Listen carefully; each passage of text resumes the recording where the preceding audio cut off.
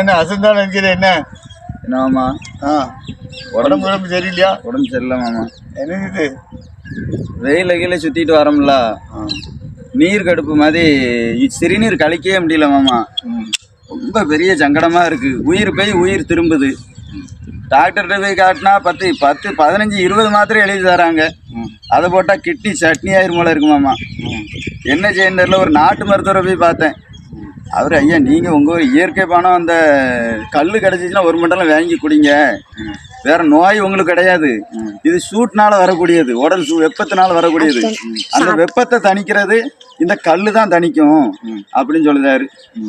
இதுக்கு நான் என்ன சொல்ல, கல் நீங்க கேட்டா இறக்கி தர மாட்டேங்க, கவர்மெண்ட் தடை போட்டிருக்கு, நீ உங்களை சொல்லி குத்தம் இல்லை, அது கவர்மெண்ட் தடை போட்டிருக்கும் போது உங்களால இறக்க முடியாது.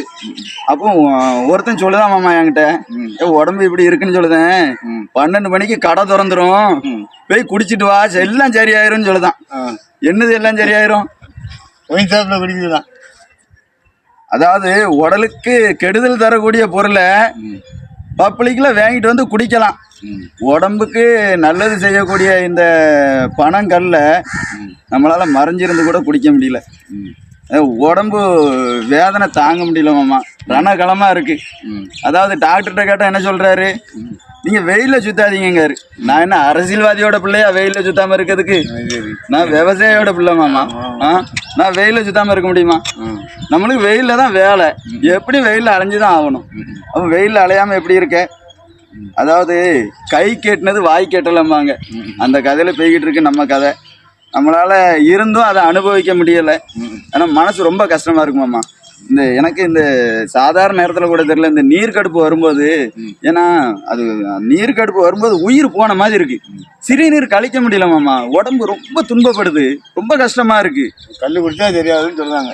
எனக்கு நிக்க கூட முடியல. இன்னைக்கு எனக்கு பெரிய உடம்புல கல் குடிச்சா அது சிறுநீர் ஃப்ரீயா போகும்ல, எரிச்சல் இருக்குமா? நீங்க உங்களுக்கு தெரியாத விஷயம் கிடையாது. பெரிய கல்லு பிடிச்சா எப்படி இருக்கும்? சிறுநீர் கழிக்கும் போது ஃப்ரீயா போகும், சிறுநீரே போக மாட்டேங்கு. ரொம்ப பிரச்சனையா இருக்கு. என்ன செய்யன்னு தெரியல மாமா. நம்ம வாழ்க்கை இப்படி ஆகி போச்சு. யாரை குத்தம் சொல்ல? கவர்மெண்ட்டை குத்தம் சொல்லையா, மக்களை குத்தம் சொல்லையா, அரச என்ன எதை குத்தம் சொல்லன்னு தெரியல. போங்க, எல்லாத்தையும் கடந்து போக வேண்டியதான்.